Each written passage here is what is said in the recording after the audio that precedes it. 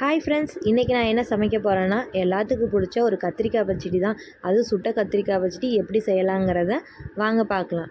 அதுக்கு ஒரு சின்ன வெங்காயம் ஒரு 4 எடுத்துக்கணும், ஒரு தக்காளி, 3 வெள்ளைப்பூண்டு, அப்புறம் ஒரு 5 கத்திரிக்காய் எடுத்துக்கோங்க. இந்த கத்திரிக்காய் வந்து நல்லா கருகிற மாதிரி வந்து நல்லா வாட்டணும்.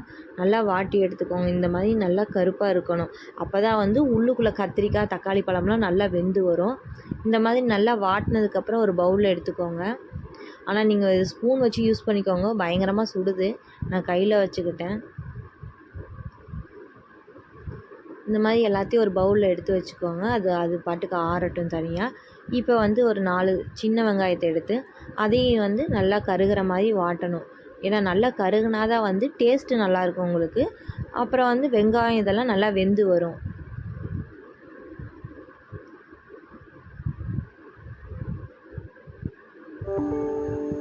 பார்த்திங்களா எப்படி நல்லா கருகி வந்திருக்குன்னு? இந்த மாதிரி நல்லா கருக வச்சு எடுத்துக்கோங்க. இதை வந்து நம்ம இந்த பவுலில் சேர்த்துக்கிறோம். சேர்த்துட்டு இப்போ இது எல்லாத்தையும் வந்து நம்ம தோல் உரிக்கணும்.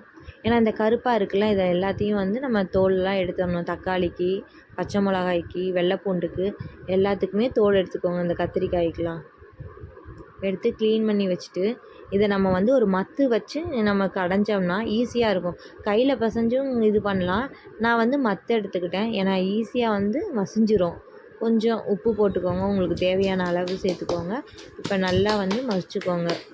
இதை வந்து மிக்சிலெலாம் போட்டுறாதீங்க, டேஸ்ட் இருக்காது. கையில் இல்லாட்டி மத்தில் வந்து நல்லா கடைஞ்சிக்கோங்க.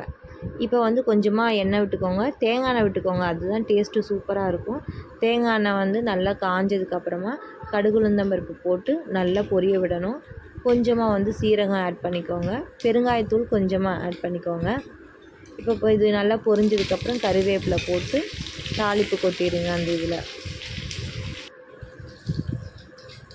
பாருங்களேன், கம கமன் வாசனையே வீடு ஃபுல்லாக இருக்கும். சூப்பராக ரெடி ஆயிடுச்சு பார்த்தீங்களா? இதை வந்து நம்ம இட்லிக்கு, தோசைக்கு, சாப்பாட்டுக்கு வச்சு பிசைஞ்சு சாப்பிட்டா சும்மா சூப்பராக இருக்கும். இதை கண்டிப்பாக நீங்கள் வீட்டில் ட்ரை பண்ணி பாருங்களேன். டேஸ்ட்டு அட்டகாசமாக இருக்கும். கண்டிப்பாக சாப்பிடாத குழந்தைங்க கூட இதை சாப்பிடும். டாட்டா ஃப்ரெண்ட்ஸ், நெக்ஸ்ட் வீடியோவில் பார்க்கலாம்.